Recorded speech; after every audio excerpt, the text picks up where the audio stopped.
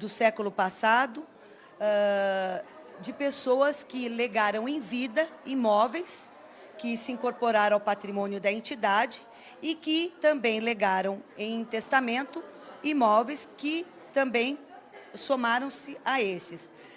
Desses imóveis, nós temos as rendas de aluguéis, que são muito importantes para a manutenção dos nossos internos. Nelise, a receita e despesa, o dia a dia, como é composto tudo isso? Então, nós temos uma composição de receita vinda de parte de contribuições das nossas rendas de aluguéis e de donativos. E é muito importante ressaltar que até a edição da Constituição de 88, nós tínhamos muito mais doações do que hoje. Porque a partir da Constituição Federal de 88, que tem em um dos seus artigos que o Estado deverá prover por todos os meios a manutenção do idoso no seu meio familiar, o que aconteceu? Nós deixamos de receber incentivos diretos, que eram as subvenções, tá? E passamos a usufruir apenas de incentivos indiretos, que seriam as isenções de impostos e taxas.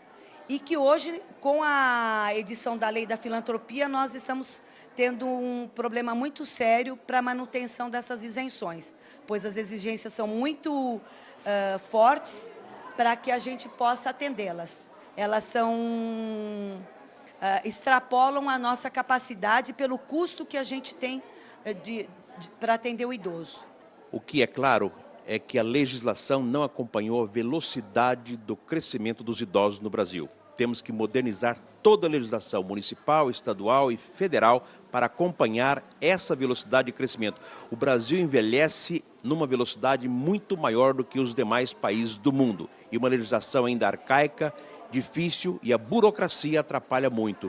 Nelise, quantos idosos nós temos aqui hoje? Nós temos hoje 142 idosos, mas nós chegamos a ter um número muito maior, que por exigência das adequações às normas da vigilância sanitária, elas tiveram que ser adequadas e com isso nós tivemos a redução do atendimento do número de idosos, que é um contraponto exatamente ao que o senhor falou. A população está envelhecendo, há uma necessidade muito maior, há uma demanda muito maior de atendimento aos idosos e há um oferecimento de vagas menor face às exigências que a legislação governamental nos impõe nas 3 esferas.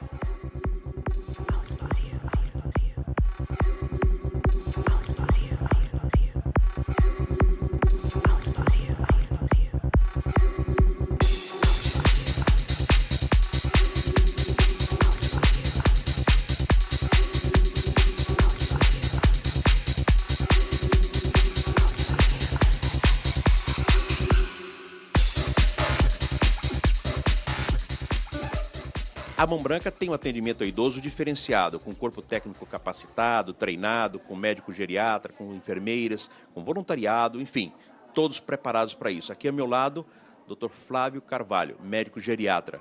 Dr. Flávio, aqui o atendimento do idoso é bastante diferente do que a gente está acostumado a ver. Como é o seu trabalho aqui? Olá. É bem diferente do que a gente está acostumado a ver em outras instituições. Aqui é uma instituição que tem um corpo técnico grande, bem treinado. Eu faço atendimento diariamente aqui, de segunda a sexta, 5 horas por dia, né? É a minha rotina. E aqui na casa a gente visa muito a promoção da saúde e da qualidade de vida dos nossos idosos. Nós vimos aqui, doutor Flávio, biblioteca, cinema, alamedas, locais para eles caminharem, enfim, entretenimento. Essa atividade agregada ao trabalho do médico geriatra facilita muito a evolução desses pacientes? Facilita muito a evolução dos pacientes porque eles se inserem na sociedade, se sentem úteis e têm atividades para fazer. Então a parte lúdica é muito importante para que eles tenham uma boa qualidade de vida. Há uma integração muito grande entre eles, ou seja, eles acabam se constituindo em grupos, em relações pessoais, interpessoal com o próprio pessoal que trabalha, mas também não perde a sua distância com a família, mantém o relacionamento com a família. Sim, aqui na Mão Branca a gente prioriza isso, tá? A gente estimula que a família esteja sempre presente na vida dos idosos, porque isso também faz parte de de um envelhecimento com uma boa saúde e uma boa qualidade. Eu sou cardiologista e eu percebo também com meus idosos, algumas datas são difíceis, período próximo ao Natal, próximo ao Dia das Mães, são períodos mais críticos na relação que eles estabelecem com o tempo. Aqui também esse problema é tratado? Sim, a gente tem atividades durante esse período onde favorecem com que eles sintam um período como um período de felicidade e não um período de tristeza, né?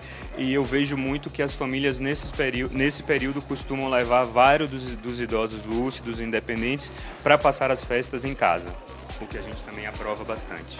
Aqui nós não temos paciente acamado ou dependente de equipamento, de nada. Nós temos pacientes acamados, tá? E temos alguns pacientes dependentes de equipamento que ficam numa ala separada da ala onde ficam os pacientes que não têm essas necessidades especiais.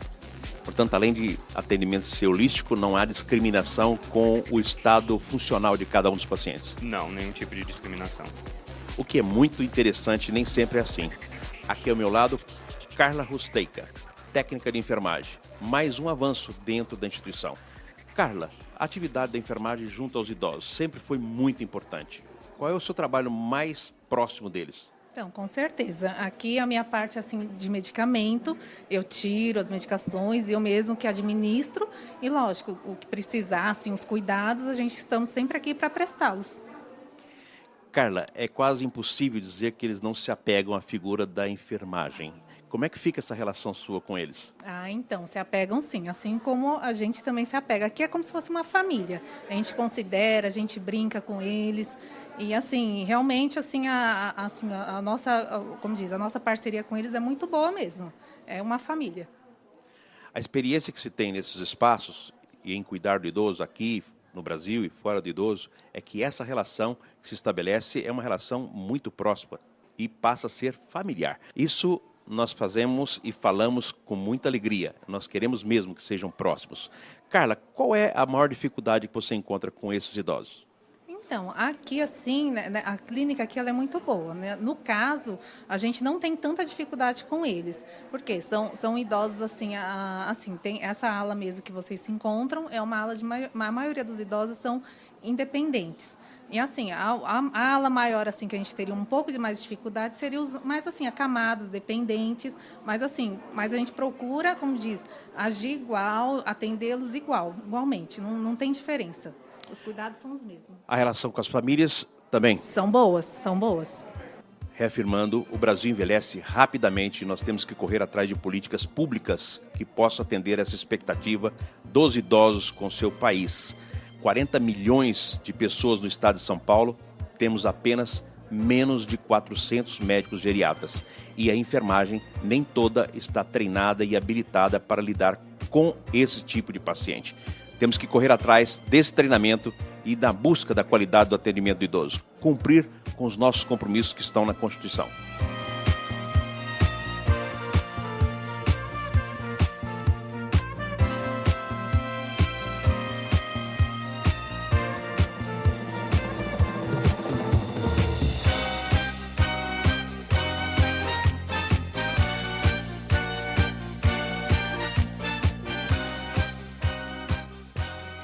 Estamos agora na área de nutrição de A Mão Branca. Vamos entrevistar a nutricionista, Cristiane Lopes. Cristiane, como é feito a nutrição com tanta dificuldade das patologias dos idosos? Como você consegue distribuir tudo isso para tantos idosos?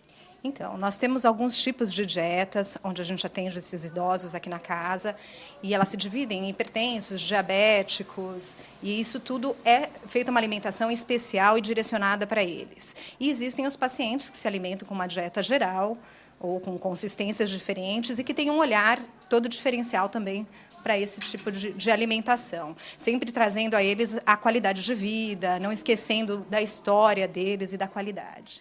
A interação das pessoas aqui com essa área, especificamente quando tem desejos especiais. Como é que você trabalha isso? Então, justamente para isso foi criado esse espaço, que é o Espaço Culinária, onde nós preparamos as receitas com que eles escolham, a gente faz com que eles escolham as receitas e elas são preparadas, né?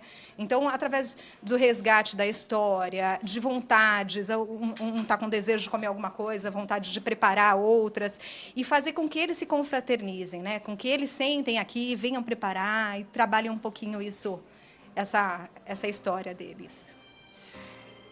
Que maravilha!